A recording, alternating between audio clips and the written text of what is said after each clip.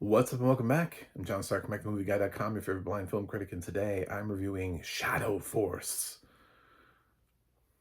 It's from Lionsgate. It has audio description, and you can watch it. Because it's from Lionsgate and it has audio description, you're probably going to want to rent it because it's going to go to Stars, where it won't have audio description because it would be too much trouble for Stars to figure out how to put audio description on their films, even though Stars has been around longer than basically every existing streaming service as an entity. Anyway, click like, share, subscribe, hit that notification bell. I'm a blind film critic. Everything I do is blind. I go into things blind. Other critics say they go into things blind. I don't really. They're lying. Liars. I went into Shadow Force blind. And yeah, it's okay if you don't know anything about this movie, you've seen it before. So yeah, we're good. It is directed by Joe Carnahan, which is a positive because he's a competent director.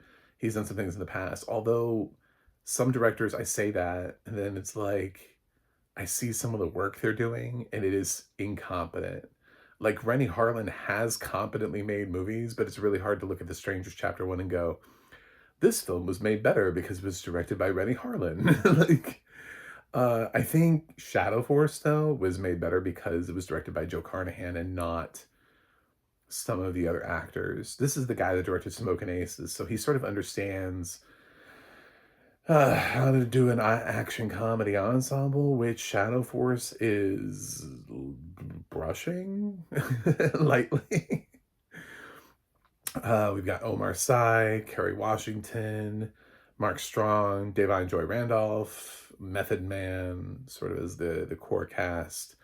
Um, it's this Shadow Force is this clandestine organization. God, we have so many of these.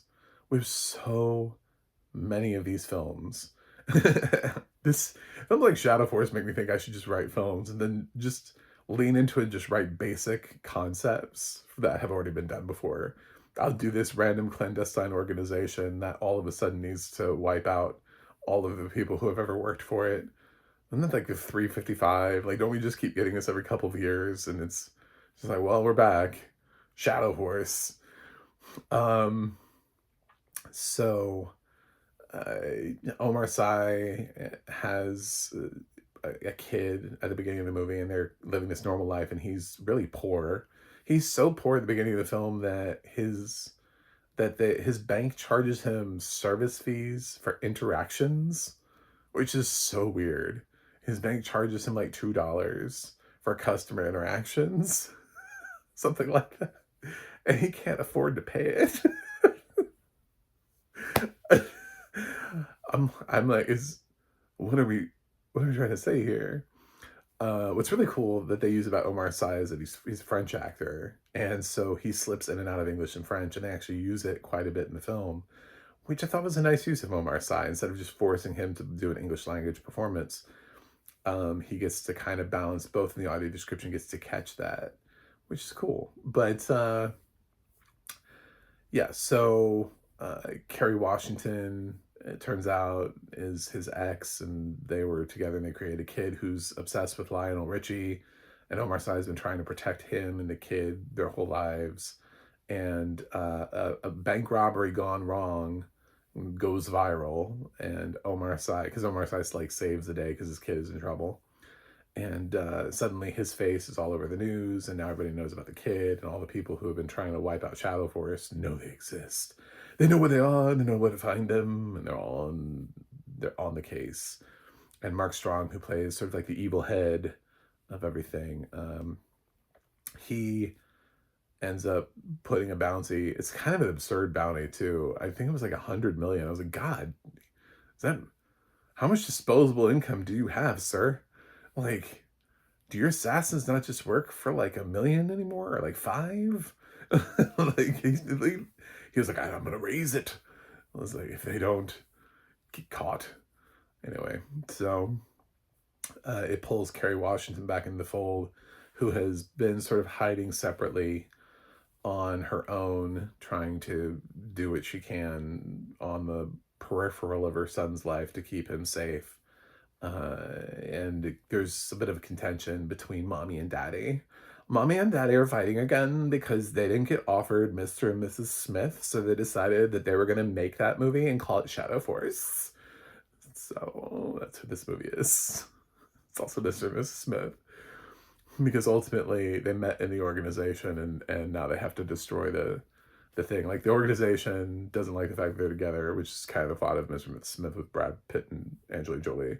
So now they're coming to kill them. They have two friends and they're hoping they can trust them. But can they? And that's played by DaVine Joy Randolph, who's using her Oscar win. Real good here. Real to play a supporting character in a shitty Lionsgate movie. And Method Man is the appropriately cast, actually. This is exactly the kind of role I would expect to see Method Man in. It's a supporting performance, and he actually he's fine in it. Like, he's believable in that role. There's some other hitmen that come in and out, but they're not like huge actors. Mostly it's Kerry Washington trying to deal with Mark Strong and stave off the inevitable, which is going to be like obviously like a big assassin fight, which is going to happen at some point in this movie. And will they live? Will they survive? Is the kid going to have both of his parents at the end of this? I'm going to tell you, this film tries so hard for a sequel at the end of this, like the Shadow Force 2 thing, so hard. Like, it goes for it. It makes a pitch. It's like, what if? What if you were to order a sequel, Lionsgate? What would that look? We want to set one up for you. We've done all of the labor. Here is Shadow Force 2. So,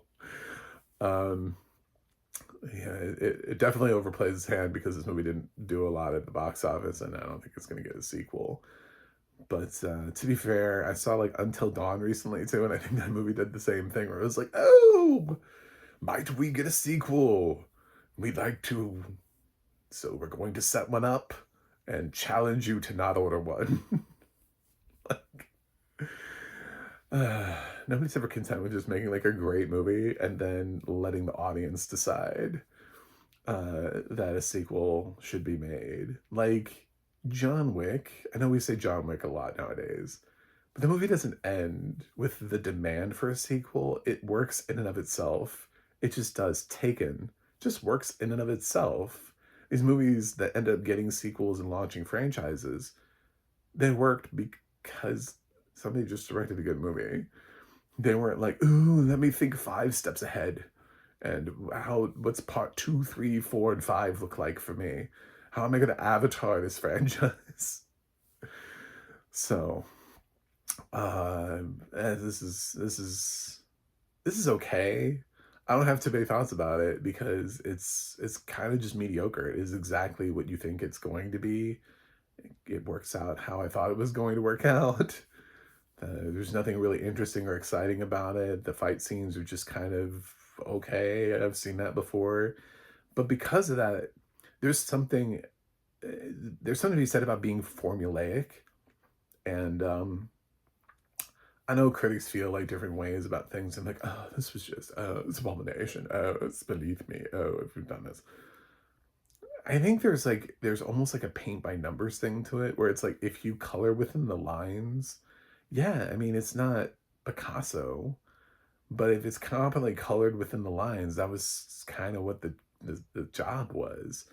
And as long as you don't come along and try to like completely redesign a character with a color palette that makes absolutely no sense, you know, your kid comes to you and hands you a perfectly colored in drawing, you put it on the fridge because you're like, well, it's not art, but man, he colored in those lines and he knew what all the colors were supposed to be. And that's something. And that's kind of what Joe Carnahan does here, is he kind of competently directs a film from start to finish that is fine. Like, it's not good, but it's also on the higher end of not being bad. This is like a higher rotten movie. This is the kind of rotten movie where it's like, well, if you want to see it, I wouldn't stop you from seeing it. but no, it's not a good movie. But at the same time, I don't think it's a travesty into cinema. It just feels like you know, 5, 10 different films you've already seen already. So yeah, it made me want to watch other movies. It made me want to go, well, and I could see why Joe Carnahan's here because I could feel vibes of Smokin' Aces was one of the films I was like, ah, well, that film's better. I'd rather watch that. So it's kind of like Joe Carnahan directing something he's already done before, but doing a less interesting version of it. You know, there was a pulse and a vibrancy to Smokin' Aces that this film tries to have, but it doesn't quite have it. This film feels like it falls short of even um, trying to think of like Taraji P. Henson's Proud Mary, which I think has, a lot of people have kind of forgotten about, but it tries to have a style to it and like a culture within it by adding, you know, things like the boy and his dad being obsessed with Lionel Richie, and then like everybody's kind of obsessed with Lionel Richie. It's kind of like this thing where people are just like, yeah, I love Lionel Richie. What's up? What's up with that? What you got? You know, like it just becomes this weird thing that everybody's just into. And it feels like you could have done more with Lionel Richie, like popping in and out of the score. This whole soundtrack could have just been Richie. You don't really need a score. He's done enough music between that and the Commodores that you could have like themed the movie. I don't know. I think it could. There are ways that he could have made this pop more, and he kind of just went for the easiest way. He went for the easiest exit and cashed a paycheck, made a film, and left. And but he kept it from being god awful. Like this is not in my worst films of the year list at all. This is just sadly not gonna get a good score from me. So Shadow Force is meh. That's not a it's not the most sustainable thing, but I don't nobody was bad. I didn't think any performance here was uniquely bad.